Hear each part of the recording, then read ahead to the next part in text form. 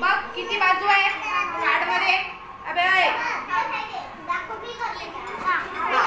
कोणता कोण पाहिजे मग? षष्टकोन. हा आणि पॉइंट कुठे आहे बघ? टिंब कुठे आहे? हा कोणत्या कलर मध्ये?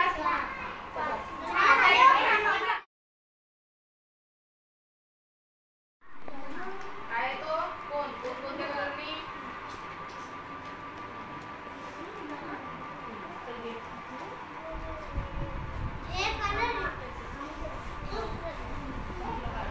लवकर लाव ग, एक भांडायचं नाही.